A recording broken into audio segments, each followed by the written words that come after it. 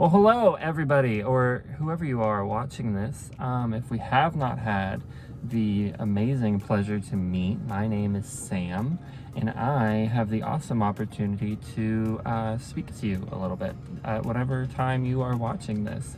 Yes, you are watching this from, well, not from my car, but you're watching me in my car. I am teaching from my car. I live at home with 4 other people. It gets a little loud and there's not much space to hide when you need silence, especially to record a video. So for that reason, I am in my car. So you might see some people walking behind. Just ignore them and just focus on what we're going over today, because it is super exciting and my notes are below me. So if you see me looking down, it's just my notes, because sometimes I get sidetracked.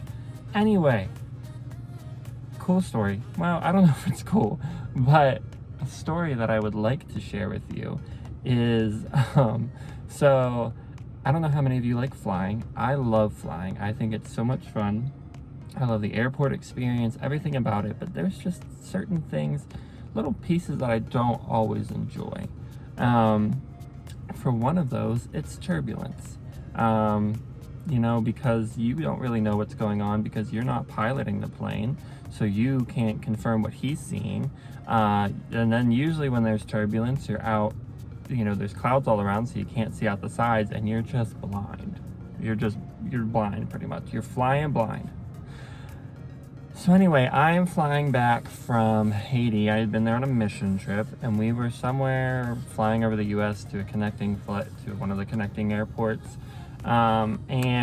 They had said that it was going to be a little foggy and that kind of stuff. So obviously we were flying blind, and they said there might be some turbulence. Y'all, we're flying, and we're sitting there. I have one friend on one side and my dad, who went with me, on the other side. He's reading the magazine. You'll understand why I noted that in a second. And we're flying, and we had been having some turbulence, and I'm okay if it's just like a little rock here and there, but then we were hitting like jolts and shaking, and like the flight attendants were told to go back to their seats, and like when they're told to go back to their seats before we're near landing, it's a little like, ooh, what's going on? And so we are flying, and all of a sudden, I kid you not, we're like going through the air, and then it just felt like, I'm sure we didn't drop that far, but I kid you not, it felt like we fell so far, like we just whoosh, and now like everybody on the plane like starts screaming because you're in the plane in the air and it starts falling out of the sky. Who's not gonna be scared? And like, I'm freaking out because I can't see anything. I can't confirm what the pilots know. I can't see out the side of the plane. We dropped so fast that my vision got a little funny with the pressure change. And then we like level out. We're good. We're fine. And I look over and my dad's still reading the magazine like nothing happened. I said, didn't you feel that? And he was like, what? What? I don't know. Anyway, that's just, I don't know where he was. And he just focused on that magazine. But it was so scary being blind. So what was going on is like, I knew a little bit, but like I couldn't see anything, and it was crazy. But made it on the ground. We're fine. I'm here now. But yeah, it was an interesting experience. But speaking of blindness, today or whenever you're watching this, I should say, I want to talk to you about someone that was blind, someone in the Bible. And I think his story can be a great example for us, and speaking of like how we should be living our lives and pursuing our relationships with Jesus. He just has there's some great points that we can pull from this guy's story, because I told a story about physical blindness, and that'll be noted in this story. This guy, you'll see he is physically blind. But there's also, spiritual, blindness. This, are we blind to what God has for us? Are we putting things in the way of God? And there's, there's some great examples from his story that we can pull for that too. Because sometimes we get, blinded by things around us. For example, friendships, family, school. For goodness sakes, at the time of this recording, we're in the middle of a pandemic. So many things that try to blind us, but I want us to look at how we really need to be approaching Jesus, and how our relationship with Jesus needs to be, and how just our overall attitude should be. And there is this awesome guy that we are, like I've said, we are going to be reading his story, and his name is Bartimaeus. Hopefully I've pronounced that right. That's how I've been studying it and saying it to myself. But yeah, his name is Bartimaeus, and he had a life-changing, literally life-changing experience with Christ. And I believe that that is also something that we all can have a life-changing experience with Christ. And that's something that, I want for you guys, and just also learning from, his story. So we are going to jump into that. We are reading from Mark chapter 10, verses 46 through 52. I'm reading them from the NIV translation. However, if you want to follow along in a different translation, it's totally okay. I'm pretty sure the verses will also show up on the screen for you. Anyway, so Mark 10, 46 through 52. Then they came to Jericho. As Jesus and his disciples, together with a large crowd, were leaving the city, a blind man, Bartimaeus, was sitting by the roadside begging. When he heard that Jesus of Nazareth, he began to shout, "Jesus, Son of David, have mercy on me." Many rebuked him and told him to be quiet. But he shouted all the more, "Son of David, have mercy on me." Jesus stopped and he said, "Call him." So they called to the blind man, "Cheer up, on your feet, he's calling you." Throwing his cloak aside, he jumped to his feet and came to Jesus. "What do you want me to do for you?" Jesus asked him. The blind man said, "Rabbi, I want to see." "Go," said Jesus, "your faith has healed you." Immediately, he received his sight and followed Jesus along the road. Yo, what a cool story. Like, this guy was blind, and now he can see. Like, can you imagine the just, it's hard to even put it into words, because, I don't know what that's physically like, but I'm sure, that's life-changing. He couldn't see, and this man can see now after just chatting with Jesus. But, yeah, I'm sorry. It's just so super awesome that happened for him. But, Bartimaeus is sitting there, and he's like, this guy's coming. This is my chance. I want to see. I'm going to try. I've heard things about this guy. I'm going to talk to him. And it worked. It worked. He went to Jesus and was healed, and had a hindrance on his life taken away.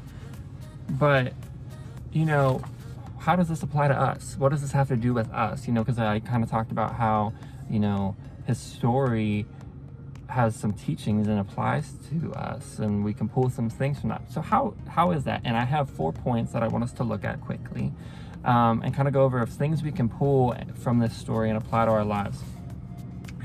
And the first thing that kind of starts off with this story is that you need to cry out. That is point number 1. And so in verse 47, it says, when he heard that it was Jesus of Nazareth, so Jesus is coming, he began to shout, "Jesus, Son of David, have mercy on me." Bartimaeus had an issue. We know that. We have noted that he was blind and he was a beggar, so this man is not doing so good. Yet, he didn't walk up to Jesus and was like, "Hey, can I ask you a question?" No. He walked up to him and he was shouting after him. He was calling for him. He was like it says there, he was saying, "Jesus, Son of David, have mercy on me." He is yelling down the streets. I don't know if he was chasing after him, but he is there, and he was like, I got to get his attention. He wasn't scared. He wasn't shy about it. He was bold and just was calling out to him. But what we need to bring from this is passion. Is that he was passionate about wanting his life changed.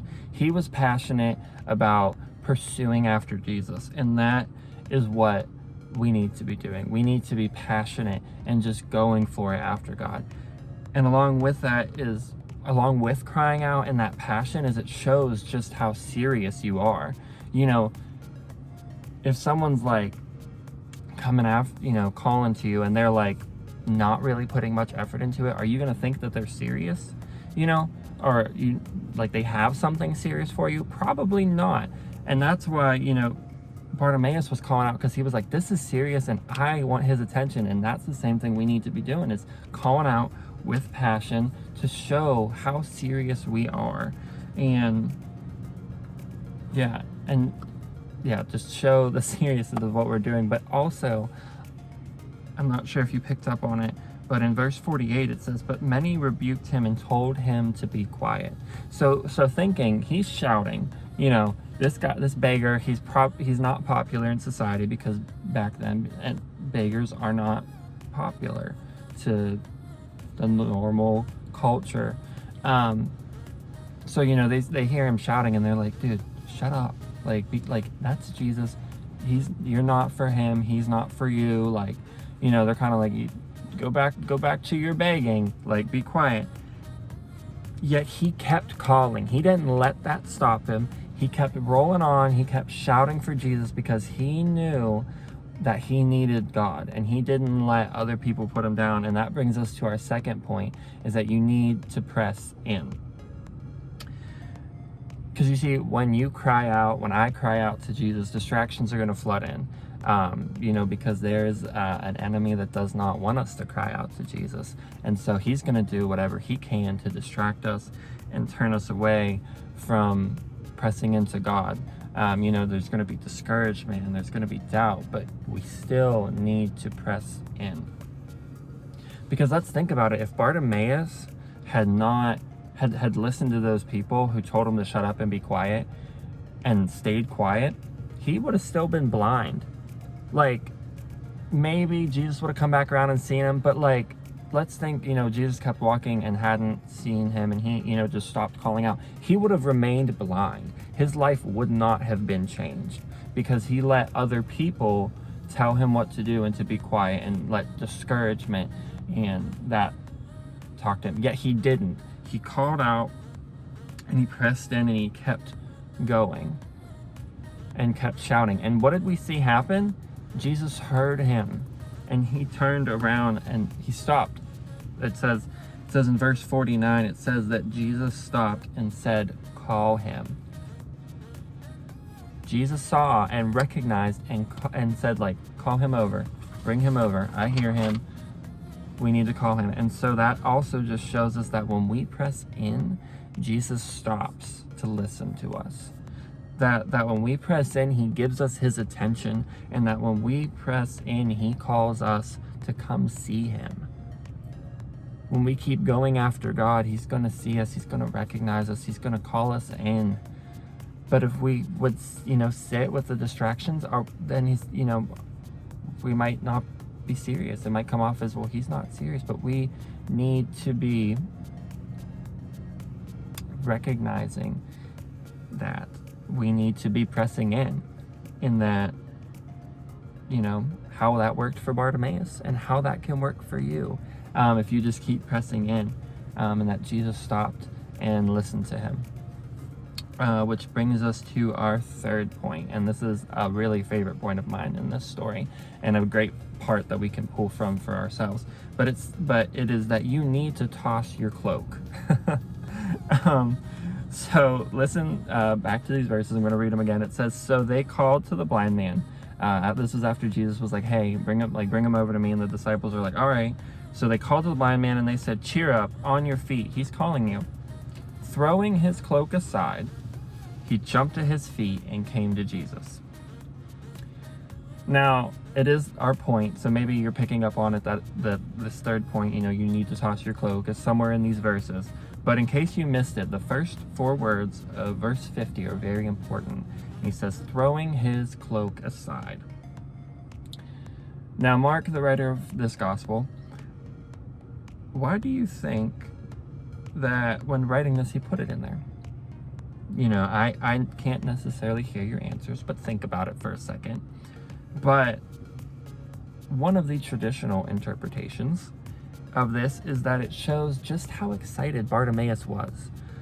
You know, meaning that he was like, this dude was so excited, he forgot his cloak. He threw it aside, was like, I don't even need that, because I'm going to talk to Jesus. He just called to me. I don't need this. Like, but thinking about the importance of this cloak is like, this cloak was as a beggar was probably only one of his only possession. You know, if we're seriously thinking about it, like, this is probably what he was picking up, you know, scraps that were given to him, food scraps, maybe some of the money that he got, he would collect in there. But also, like, if it were hot out, that's probably what kept him, you know, in the shade and cool. But when it was cold, you know, kept him warm. Like, this is him, this is a part of him, let's say. And yet in that moment, he recognized the excitement of being called by Jesus and the importance of it and the value that he was like, I don't need this cloak anymore, that because I have faith that Jesus is gonna heal me and I'm not gonna need it. Like, he threw it aside because he had a boldness and a faith that said, I don't need it, because all I need is God, because he's gonna do what is best for me in this moment. So he tossed that cloak aside and ran to Jesus. And this cloak is also a symbol of blindness, because, you know, for us, you know, sometimes for us, we have our own cloaks. We have our own things that we cling to and hold on to. And yet, when Jesus calls us, are we still clinging to our cloaks? Or are we tossing them aside and running to him with bold faith? Now, I don't know how you could answer that question. Hopefully, it would be the latter. I would love to answer that it would be the latter, that I would toss my cloak aside and run. But I personally still struggle with clinging to things. But that's not, you know, that's not something that we should just write off and be like, oh, I'm still going to cling to it. Something I ought to work on. It's something we have to work on, is tossing our cloaks aside and having the boldness that Bartimaeus did to just run with bold faith to Jesus and be like, this dude's gonna heal me and bring forth awesomeness for me. But just a little side point that I also thought was kind of cool and kind of funny in this is that, so in verse 51, you know, Bartimaeus runs over and Jesus asks, what do you want me to do for you? This is Jesus we're talking about. Obviously, he knows that Bartimaeus is blind. Yet, you know, like, let's just say the disciples are like standing around and they're probably like, bro, don't you know that is he trying to pull something again? You know, like one of those things. Yet Jesus asked that question. He said, what do you want me to do for you? Bartimaeus, without hesitation, said, Rabbi, I want to see. He answered the question boldly and strongly, right to the face of Jesus. Which brings us to our final point, which is that you need to say it. You know, we've been talking about this boldness and this faith that Bartimaeus has been showing up until this point, and he just kept going with it. You know, because he reached Jesus and was like straightforward and was like, bro, I want to see. He was like, Jesus, I want to see. And I'm convinced that when we pray, you know, we aren't telling God anything new. This is God we're talking about. He knows everything. He knows our inmost being, our every thoughts. He made us. Like, obviously, he's going to know what we're coming to him to pray about. Yet, we still need to come to him for prayer and, you know, talking to him with this. You know, but why? Why pray? Why have the need to say it? Why not just be like, you know what, he's going to handle this. It's fine. You know, and not pray about it. But why? But it's good to pray. So why should you pray? And for one, it's partially for us. You know, it develops a deeper faith and trust in him. You know, it's us giving God our requests and saying, God, I can't do this. And I am verbally recognizing and saying that I need you for this. That I need you to handle this for me, to heal me from this, whatever it may be. But there's also a humility that comes in it, because it's also, you know, recognizing that we're not strong enough and that he is, you know, so it's a humbling thing for us. But how often is it difficult for us to actually say what we need to say? Even in prayer, how, we're talking about talking to God in prayer and bringing our requests, but yet how hard is it for us to say it? Or how do we say it? Or how do we sometimes come before Him in prayer, but share our needs with a lack of faith? Because we live in a culture where people, have this opportunity to hide behind a screen. Let's, say it. And, we're watching this on a screen right now, so it's kind of funny.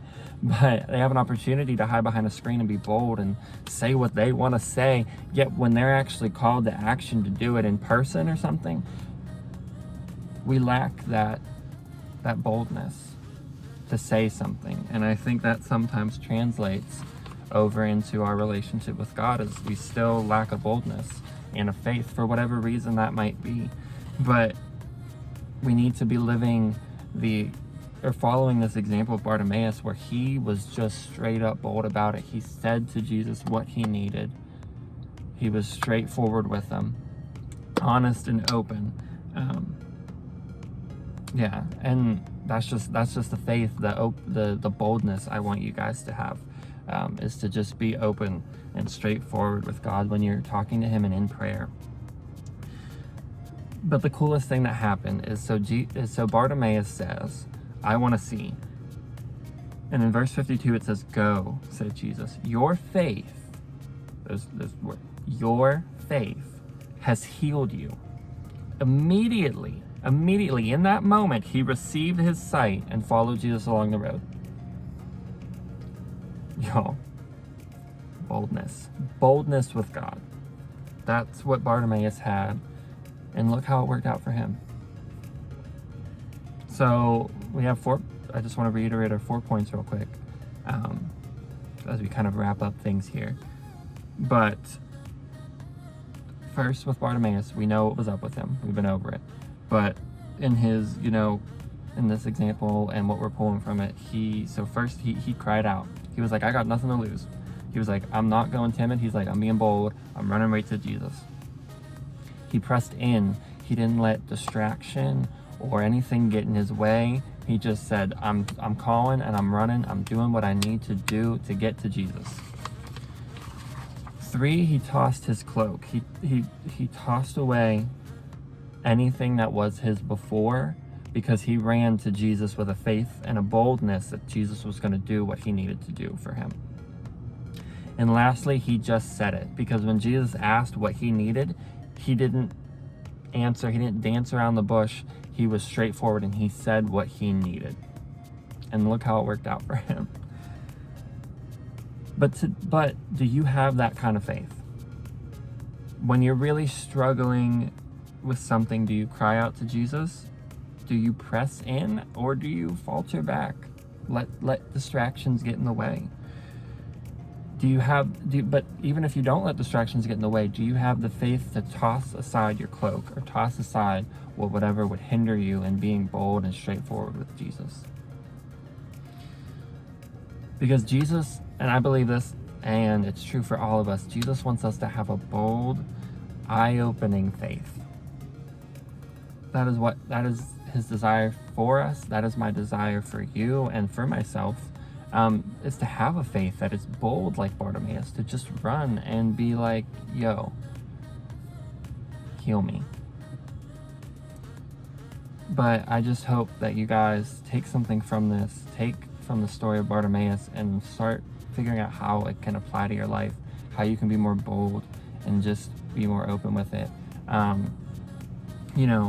Because whenever you're feeling blind and you're going through something that you don't understand, or you just need Jesus to show up in your life, think about this story that we've talked about today.